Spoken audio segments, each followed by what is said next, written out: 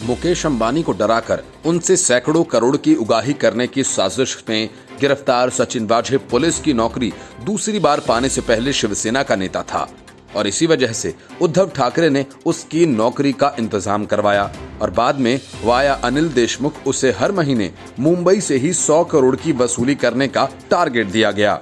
लेकिन परमबीर सिंह की चिट्ठी ने सबकी पोल खोलकर रख दी।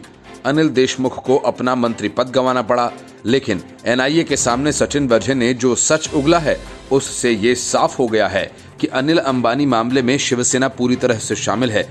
पूछताछ के दौरान सचिन वाझे ने एनआईए को ये बताया कि मुकेश अंबानी के घर के बाहर जिलेटिन की छड़ों से भरी हुई जो स्कॉर्पियो मिली थी, वो जिलेटिन की छड़ें किसी दूसरे ने नहीं बल्कि नाला सोपारा से शिवसेना प्रत्याशी और पूर्व एनकाउंटर स्पेशलिस्ट प्रदीप शर्मा ने खरीदी थी। इससे पहले पूर्व पुलिस कमिश्नर परमबीर सिंह के साथ पूछताछ के बाद 7 अप्रैल को प्रदीप शर्मा को भी एनआईए ऑफिस पूछताछ के लिए बुलाया गया था।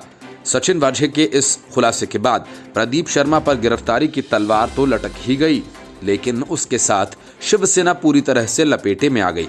असल में एटीएस ने अपनी एक रिपोर्ट में बताया था कि मनसुख हिरेन ने अंधेरी ईस्ट से अंतिम कॉल किया था और उसके बाद उसका मोबाइल फोन स्विच ऑफ हो गया था।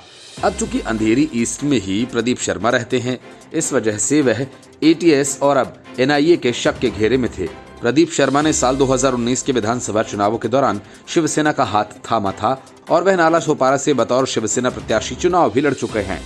साल 2019 में ही जब शिवसेना ने प्रदीप शर्मा को कैंडिडेट बनाया था, तब प्रदीप शर्मा ने 36 करोड़ 21 लाख रुपए की चल अचल संपत्ति का ब्यौरा दिया था।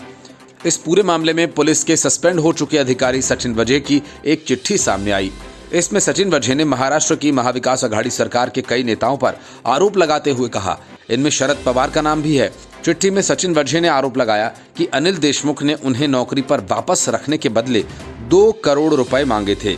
चिट्ठी में सचिन वाझे ने कहा कि शरद पवार उन्हें वापस नौकरी पर नहीं रखना चाहते थे, लेकिन अनिल देशमुख ने उनसे कहा कि वो शरद पवार को मना लेंगे, लेकिन उसके लिए 2 करोड़ रुपए देने होंगे।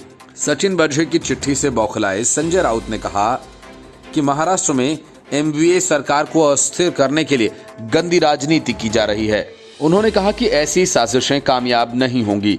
राउत का यह बयान तब आया जब एक दिन पहले निलंबित पुलिसकर्मी सचिन वाझे ने एक पत्र में दावा किया कि राज्य के पूर्व गृह मंत्री अनिल देशमुख ने मुंबई पुलिस में उनकी सेवा जारी रखने के लिए 2 करोड़ रुपए मांगे थे और अनिल परब ने उनसे ठेकेदारों से पैसा इकट्ठा करने के लिए कहा था।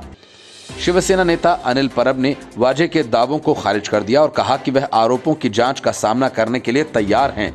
उन्होंने दिवंगत शिवसेना प्रमुख बाला साहब ठाकरे की कसम खाई और कहा कि उन्होंने कुछ गलत नहीं किया है।